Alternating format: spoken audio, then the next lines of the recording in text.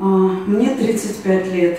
Мое употребление началось с 15 лет легких наркотиков в виде марихуаны. Я родилась в Казахстане, в Алмате, и мне казалось, что это очень безобидно, и все это делают.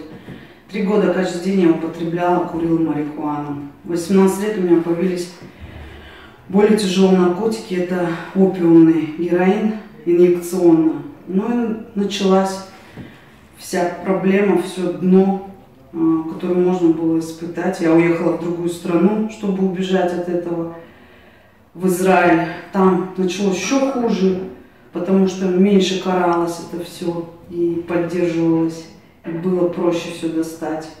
Жила на улице, заразилась гепатитом. Ну, короче, я все хапнула, все, что можно, да, кроме, конечно, ВИЧ-инфекции. Уберегли меня высшие силы от этого. Вернулась сюда к родителям, думала, что получится. Долгое время, там года 3, получалось контролировать, но курила я всегда. Последние 2 года я дошла до отчаяния, разбила машину родительскую свою. И я поняла, что так больше жить невозможно, потому что это было самым главным в моей жизни. Я меняла всех близких, все на это. И тоже благодаря высшим силам я встретила людей с фонда «Свободные люди», которые мне дали шанс на новую жизнь, дали мне выбор, помогли мне с реабилитацией.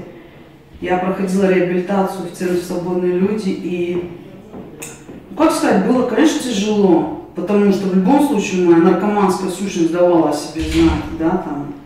Я все знаю, я все могу, я сама, я хочу. Ну, короче, я все знаю, все я поняла. Но, тем не менее, опять-таки, с помощью людей я прошла полностью реабилитацию. И сейчас 10 месяцев я нахожусь в чистоте, в полнейшей чистоте.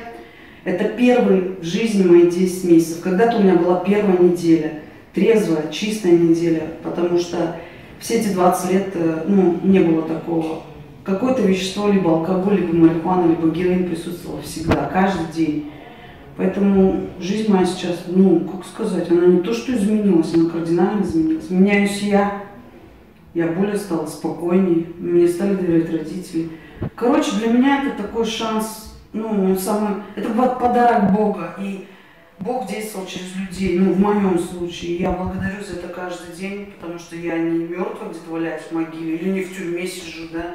Хотя вот до этого оставалось совсем чуть-чуть. И так и будет, если я продолжу, да, если начну снова.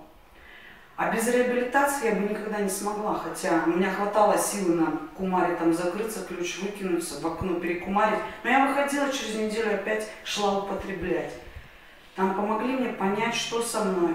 Помогли мне, дали мне инструменты, что нужно делать, если со мной что-то происходит. И показали, что как надо работать, как нужно менять себя. То есть без реабилитации вот этой бы я бы никогда не смогла иметь 10 месяцев чистоты на сегодняшний день и пребывать в честном, спокойном, душевном каком-то равновесии и в здравомыслии. Я благодарна буду благодарить каждый день фонд «Свободные люди» и людей, которые там работают, потому что для меня это жизнь, шанс на жизнь и выбор. Раньше у меня его не было.